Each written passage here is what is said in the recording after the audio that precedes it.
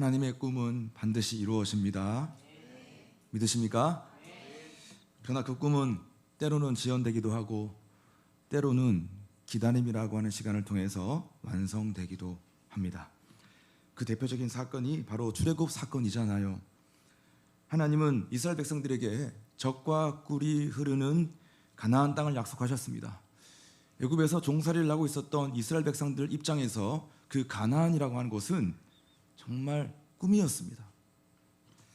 그러나 그 꿈이 이루어질 때까지는 기다림의 시간이 필요했다는 겁니다. 여러분, 성경에서 꿈을 가지고 있는 모든 사람들의 공통점이 있어요. 그게 뭐냐면 다 기다림의 시간이 있었다는 겁니다. 요셉은 감옥이라고 하는 기다림의 시간이 있었고, 노아는 방주를 짓고 비가 오기까지 120년이라고 하는 시간에 기다림이 있었습니다. 여러분들도 각자마다 다 그 꿈을 이루어가는 모든 과정 속에 기다림의 시간이 있는 것입니다. 그렇다면 왜 하나님은 그 꿈을 이뤄가는 모든 과정 속에서 기다림의 시간을 갖게 할까요? 하나는 우리를 준비시키기 위함이고 또 하나는 우리를 실험하기 위해서입니다. 바꿔 말해서 우리가 잘 감당할 수 있는지 없는지, 우리가 잘 감당할 수 있는 그 용량이 되는지를 하나님이 실험하신다는 겁니다. 오늘 본문 2절 한번 보세요. 2절에 보니까 내 하나님 여호와께서 이 40년 동안에 내게 광야 길을 걷게 하신 것을 기억하라. 이는 너를 낮추시며 너를 시험하사 내 마음이 어떠한지 그 명령을 지키는지 지키지 않는지를 알려 하심이라. 여러분, 하나님이 지금 뭐라고 말씀하시는 거예요? 40년이라고 하는 광야 시간을 주신 이유가 너를 낮추시며 그리고 너를 시험하사라고 말씀합니다. 자, 여기서 지금 시험하사, 시험이라고 하는 단어가 나오는데 엄밀히 말을 하면요, 여러분, 이 시험이라는 단어, 이거보다는 실험이라는 단어가 더 적합할 것입니다. 왜냐하면 시험이라고 하는 것은요, 테스트잖아요. 그러니까 불합격하면 떨어지는 거예요. 탈락되는 겁니다. 버림받는 겁니다. 여러분, 그런데 실험은 완성되는 날까지 수정하는 의미를 가지고 있는 거예요. 수정하고 결국은 최고의 완성품으로 만들어내는 거죠. 자, 그런 의미에서 하나님이 우리를 시험하는 것이 아니라 실험하는 것이 정확한 표현일 것입니다. 야고보서 1장 13절에 보니까 그렇게 말씀하십니다. 사람이 시험을 받을 때 내가 하나님께 시험을 받는다 하지 말지니. 무슨 말입니까? 하나님은 우리를 시험하는 분이 아니라 우리를 실험하신다는 분인 것이에요. 그래서 가나안 땅에 들어가도 되는지 안 되는지를 하나님은 검사해 보는 분이라는 겁니다. 사랑하는 여러분, 하나님의 꿈을 이루어가기 위해서는 우리를 실험하시는 하나님으로 인하여 반드시 기다림이라고 하는 시간을 거쳐가야 합니다. 그래서 오늘은요, 우리가 이 기다림의 시간을 어떻게 보내야 되는지 쉽지 않잖아요. 사실 이 기다림의 시간을 잘 보내기 위해서는 우리가 무엇을 해결해야 하는지, 해결할 것이 있거든요. 기다리려면 오늘 그 부분들을 우리가 함께 묵상해 보기를 원합니다. 첫 번째로, 우리가 기다림의 시간을 보낼 때 어떻게 보내야 되냐? 두려워하지 말아야만 합니다. 같이 해볼까요? 두려워하지 말아야 합니다. 하나님께서 이스라엘 백성들에게 누누했던 말씀이 뭐냐 하면 두려워하지 말라고 하는 말씀이었어요. 두려워하지 마라. 제발 좀 두려워하지 말아라. 그럼에도 불구하고 이스라엘 백성들은 두려워했습니다. 가나안 원주민들이 키가 너무 커서 두렵다고 했고, 거기에는 큰 성이 있어서 두렵다고 했고, 그들은 뭔가 강해 보여서 두렵다고 하면서 온갖 것이 다 두렵다고 했습니다. 온갖 것이 다. 그래서 그들이 가지고 있는 두려움은요, 인간이 가지고 있는 본능적인 두려움을 능가하는 고집스러운 두려움이었습니다. 그 고집스러운 두려움 때문에 그들은 광야에서 보내야 할 시간이 40년이나 지연되어 버렸습니다. 민수기 14장 34절 말씀 한번 보세요. 그걸 말씀해 주고 있잖아요. 왜 갑자기 광야 생활 40년이 되어 버렸는지 같이 해볼까요? 시작. 너희는 40년 동안 너희 죄 때문에 고통을 당할 것이다. 그 40년은 너희가 그 땅을 정탐한 40일의 하루를 1년으로 친 것이다. 너희는 내가 너희를 싫어하는 것이 어떤 것인지를 알게 될 것이다. 지금 이 말의 배경이 뭐냐 하면, 가나안 땅을 정탐하고 돌아온 정탐꾼들의 이런 부정적인 보고를 듣고 이스라엘 백성들이요 막 두려워하면서 하나님을 원망해 버렸습니다. 우리 다시 애굽으로 돌아가자고 막 하지 말아야 할 말까지. 우리가 말이 선을 놓으면 안 되잖아요. 그냥 뭐 잠깐 뭐 투덜대는 거 뭐 그럴 수 있다 치는데 지금 애굽으로 돌아가자까지 할 정도로 선을 넘어 버렸습니다. 지금 가나안 땅 코앞까지 왔음에도 불구하고 여러분 두려워하고 원망했던 거예요. 그래서 지금 그 광야의 시간이 38년이 더 연장되어 버린 겁니다. 그래서 합이 지금 40년의 광야 생활이었던 거예요. 여러분, 인간은 누구나 본능적인 두려움이 있죠. 이거 하나님 아세요. 이걸 어떻게 모르시겠습니까? 우리에게 인간적인 본능적인 두려움이 있다는 거 다 압니다. 하나님 그것을 이해하십니다. 자, 그래서 하나님은 그 이스라엘 백성들 그 두려움을 가지고 있는 것을 알고 있었기 때문에 그들을 이끄실 때, 인도하실 때 어떻게 인도하셨냐? 아주 섬세하게, 매우 섬세하게 이스라엘 백성들을 인도하셨어요. 출애굽기 13장 17절 보세요. 얼마나 하나님이 그의 백성들을 섬세하게 인도하셨는지 같이 바로가 백성을 보낸 후에 시작. 바로가 백성을 보낸 후에 블레셋 사람의 땅의 길은 가까울지라도 하나님이 그들을 그 길로 인도하지 아니하셨으니 이는 하나님이 말씀하기를 이 백성이 전쟁을 하게 되면 마음을 돌이켜 애굽으로 돌아갈까 하셨습니다. 출애굽을 했던 이스라엘 백성들이 블레셋 땅을 지나가게 되면요 2주 만에 갈 수 있는 거리인데 하나님은 2년 동안 돌아가게 하셨습니다. 그 땅을 지나가지 않게 하셨다는 거예요.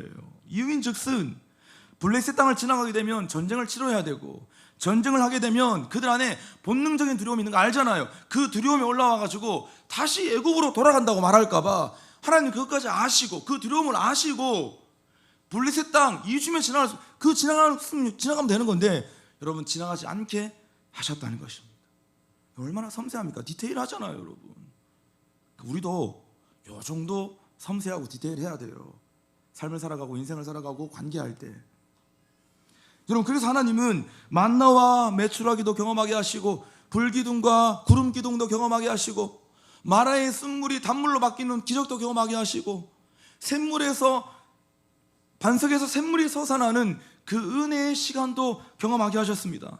다시 말해서 이스라엘 백성들이 영적으로 준비할 수 있는 은혜의 시간을 주셨다는 겁니다. 그러나 이스라엘 백성들의 두려움은 보통의 두려움이 아니었습니다. 본능적인 두려움을 능가하는 고집스러운 두려움이었습니다. 하나님이 함께 하셨던 그 은혜의 시간이 있었음에도 불구하고 그들의 두려움은 전혀 극복되지 못했습니다. 어쩌면 처음 출애굽할 때보다도 그 두려움의 강도가 훨씬 더 높았을지도 모릅니다. 여러분, 이 고집스러운 두려움이 왜 생길까요? 이 본능적인 두려움을 능가하는 이거 도가 지나친 두려움. 여러분, 우리 중에도 그냥 뭐 우리가 인간적인 두려움이 아니라 이건 너무 도가 지나치다, 이거 너무 고집스럽다, 이 두려움을 지금 가지고 있는 사람들이 있거든요. 이 안에서 4명 있어요. 여러분, 이 고집스러운 두려움이 왜 생길까요? 하나님이 주신 비전을 놓쳐버렸기 때문입니다. 즉 이스라엘 백성들을 향한 하나님의 비전은 뭐였죠? 가나안이었습니다. 근데 여러분, 그 가나안이라고 하는 비전을 망각했습니다. 그 비전을 유기해버렸습니다.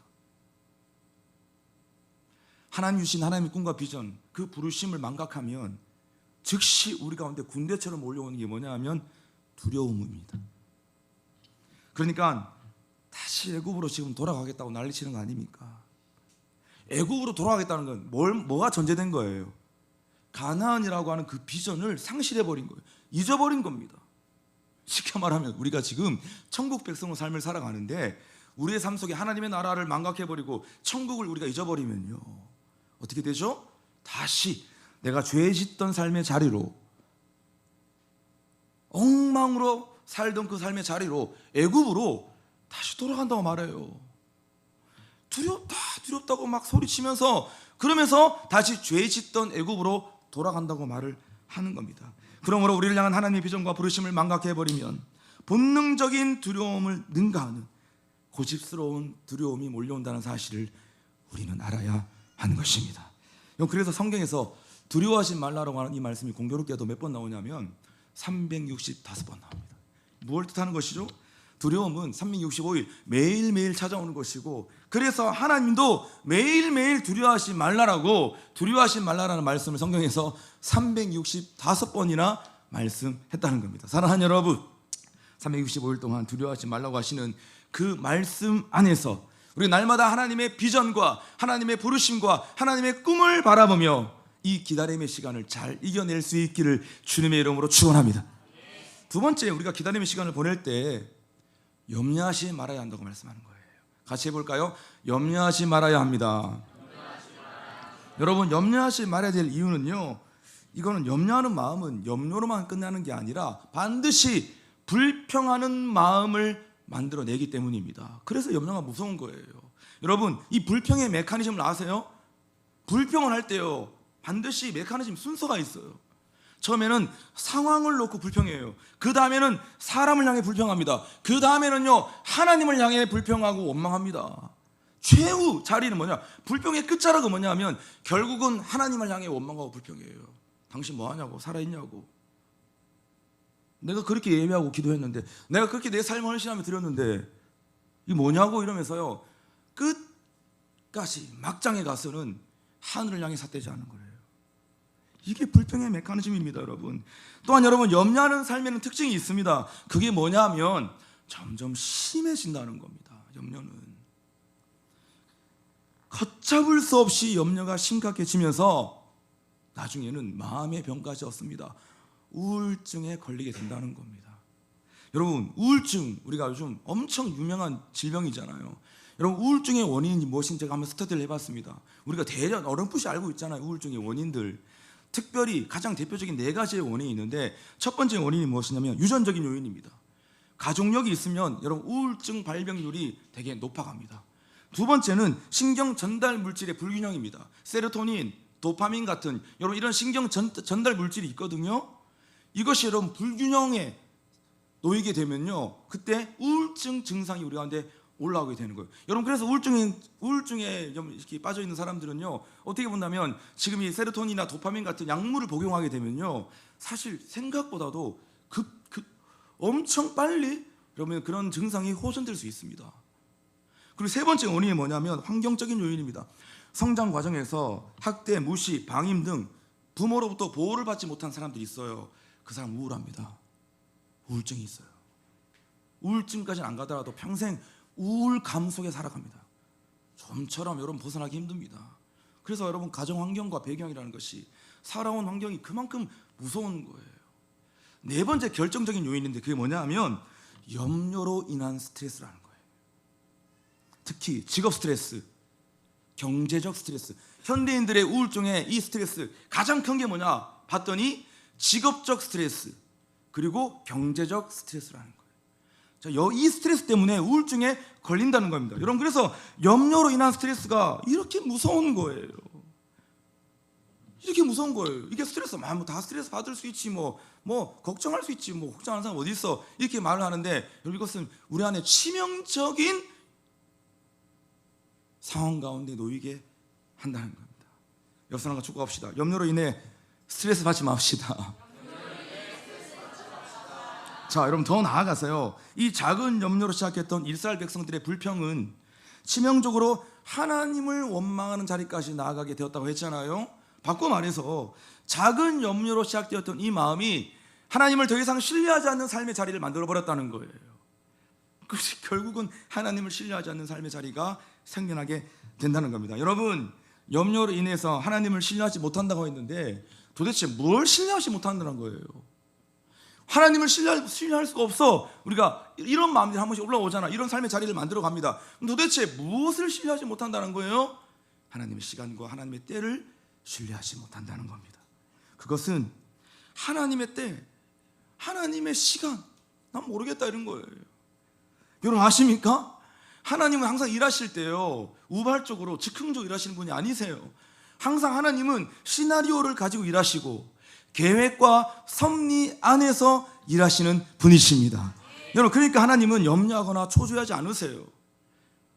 불안해하거나 서두르는 법이 없습니다. 왜? 하나님은 그림이 있으니까. 하나님 이미 시나리오가 있으니까 여러분 막 쫓기고 불안해하고 조급하고 이런 일이 없잖아요. 우리도 여러분 다 이미 쫙 나와 있으면 어떻게 될 것인지에 대한 여러분 전체 결말을 다 알고 있으면 우리 불안해하지 않잖아요.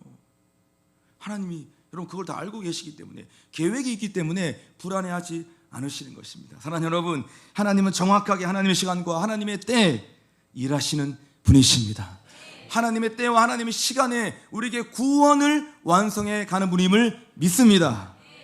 그런데 조급한 인간이 하나님의 시간과 하나님의 때를 자기 마음대로 당기거나 미루려고 하는 거예요. 자기 욕망이죠. 하나님의 때와는 상관없이 자기 멋대로 밀고 당기고, 여러분 이런 마음 자체가 뭐냐면 자기 욕망이 지금 드러난 거예요. 증명된 것입니다. 자기 욕망이 하나님의 때를 뭉개버리는 겁니다. 하나님 때 모르겠고요. 저는 지금 당장 빨리 이거 해결해야 됩니다. 저는 당장 지금 부자 돼야 되고, 당장 돈이 들어와야 되고, 당장 지금 뭔가 상황과 환경 다 뒤집어져야 되고, 저 못 기다리겠습니다. 하나님의 때 하나님 시간 알겠다고 내가 모르는 바 아닌데, 하나님 제가 열심히 애쓰고 노력해가지고 제가 빡빡 기면서 기어이 제가 빨리 당겨서 만들어 버리고 말 것입니다.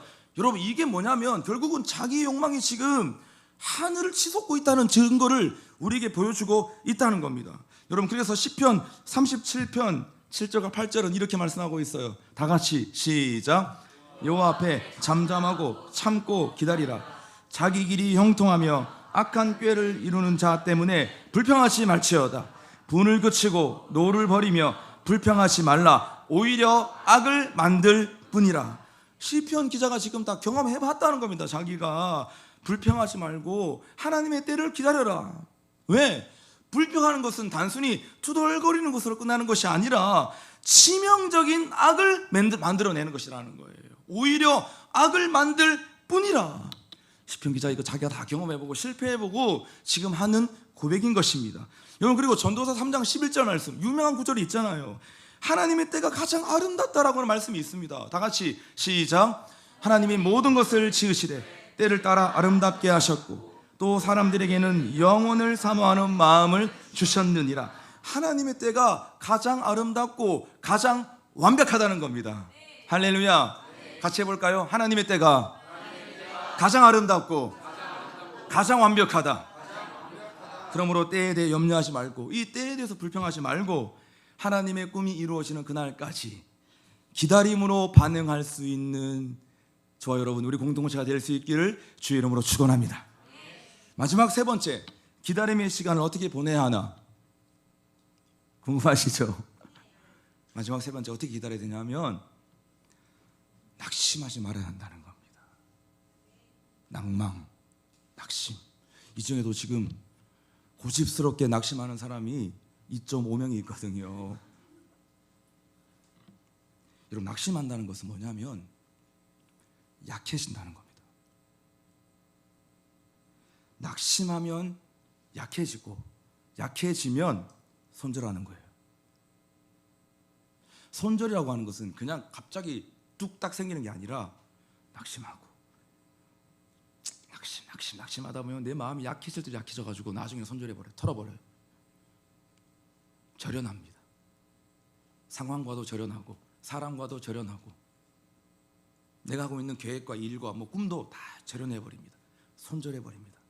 그럼 이걸 우리가 가르쳐서 전문용어로 포기라고 하는 거예요.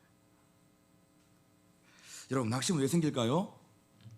자신을 오해하기 때문에 생기는 거예요. 내가 누군지 자기 자신에 대한 정확한 이해가 없습니다. 우리는 평생을 신앙생활을 하면서, 평생을 우리는 하나님을 예배하면서 내가 누군지 자기 자신에 대한 정확한 성경적 이해가 없어요. 그래서 약해지고 결국은 포기하게 된다는 겁니다. 여러분 나는 누구입니까? Who am I? 여러분 누구세요? 당신은 누굽니까? 과장님이세요? 팀장님이세요? 아니면 그 일개 사원입니까? 아니면 사장님이세요? 여러분 누구세요? 여러분 대학 나온 사람들입니까? 아니면 대학원 나온 분이세요? 석사학위, 박사학위 가지고 있는 분이세요, 여러분? 아닙니다, 여러분. 그건 여러분의 신분이 아니고 여러분의 정체성이 될 수가 없습니다.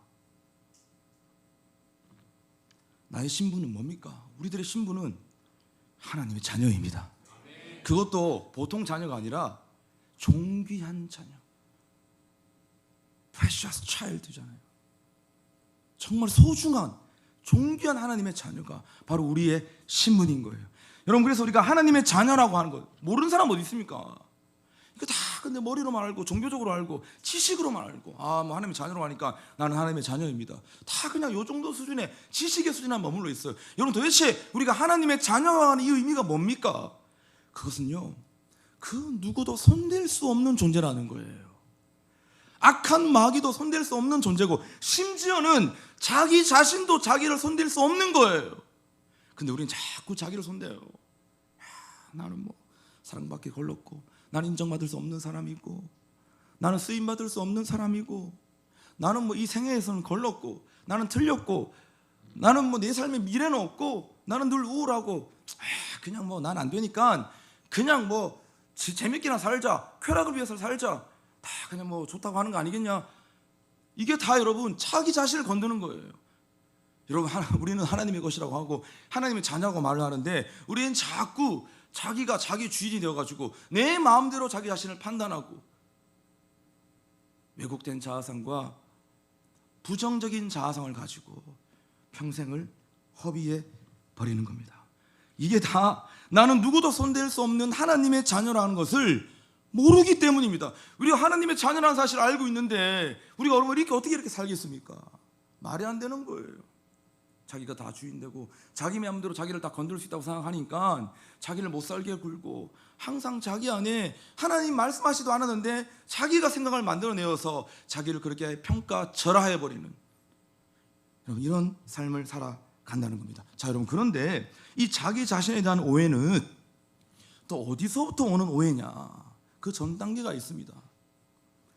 하나님을 오해하는 것에서부터 오는 것이에요. 여러분, 정탐꾼들의 부정적인 보고를 들었던 이스라엘 백성들의 반응을 한번 보세요. 우리가 정탐하고 돌아왔는데 가나안 땅 보고 오니까 난리가 아닙니다. 엄청 부정적으로 말을 했잖아요. 거기 가면 죽는다고.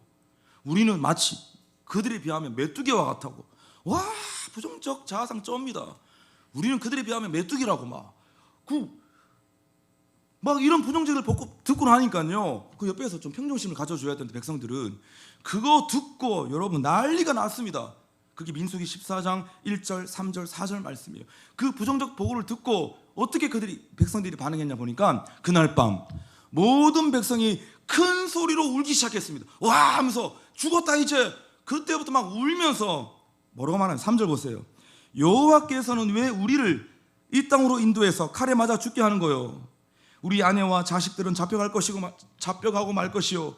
차라리 애굽으로 돌아가는 것이 좋겠어.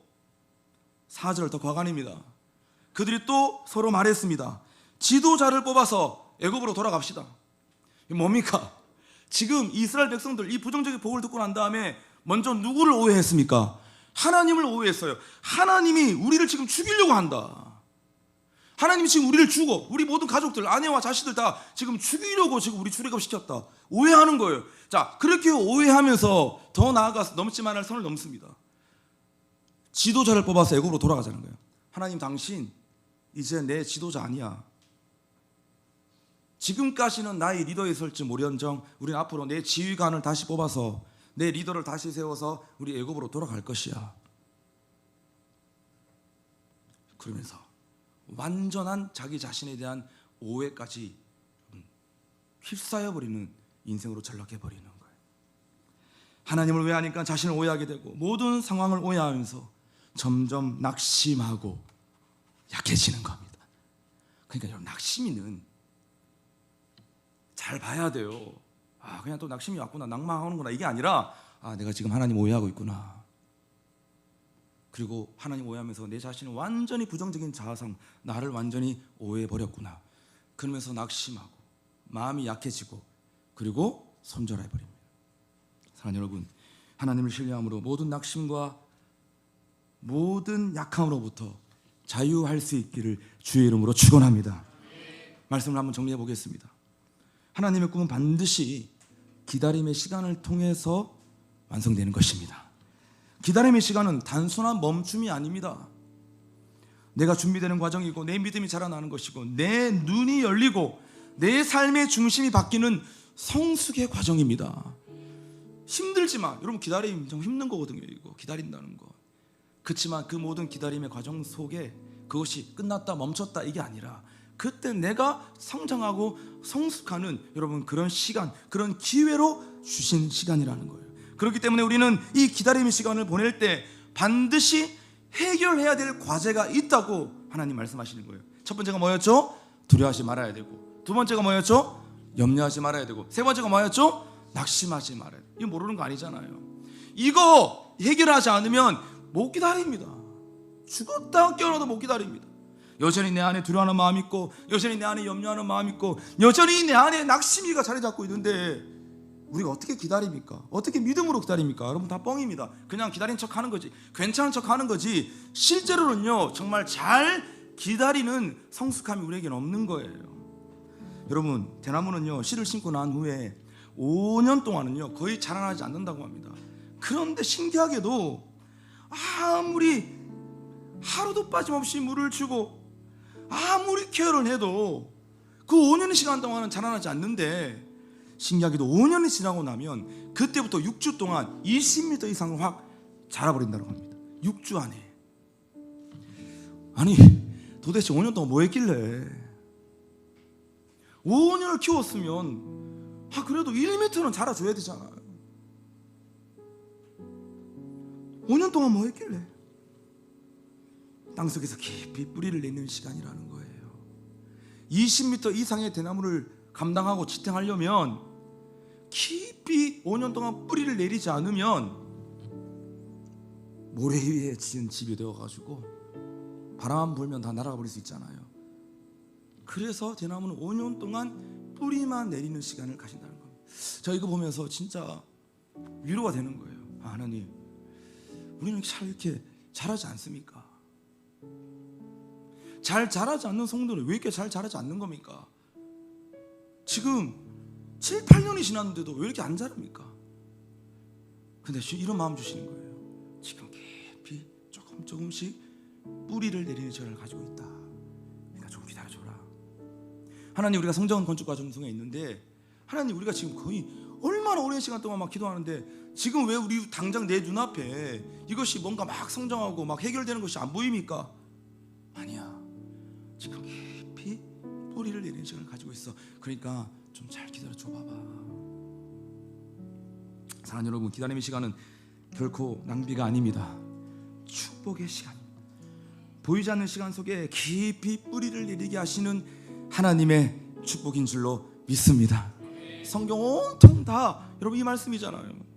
이사야 43, 31절. 오직 여호와를 앙망하는 자는 새 힘을 얻으리니. 오직 여호와를 앙망하는 자는 하나님의 때를 알고 그 때를 보면서 기다리며 하나님 바라보는 자, 기다림으로 하나님을 바라보는 자가 앙망이에요. 그런 자는 새 힘을 얻는다고 말씀하시는 것이에요. 하박국 2장 3절 말씀. 비록 더딜지라도 기다리라. 지체되지 않고 반드시 응하리라. 기다리라는 것이에요. 예레미야 예가 3장 26절 말씀. 다 같이 시작. 사람이 여호와의 구원을 바라고 잠잠히 기다림이 좋도다. 뭐가 제일 좋다고요?